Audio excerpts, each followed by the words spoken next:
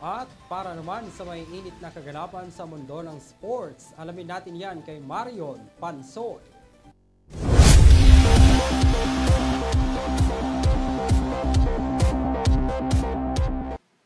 Narito na ang mga aksyong balita sa larang ng sports.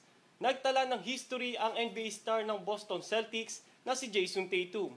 Pumirma ng contract extension si Tatum na tumataging team ng $314 million.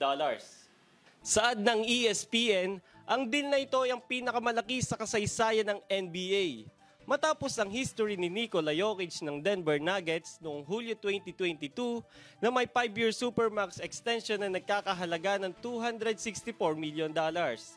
Ang nasabing extension ay nagbigay ng mahalagang papel para kay Tatum para pangunahan muli at depensa na championship title ng Celtics sa mga susunod na liga.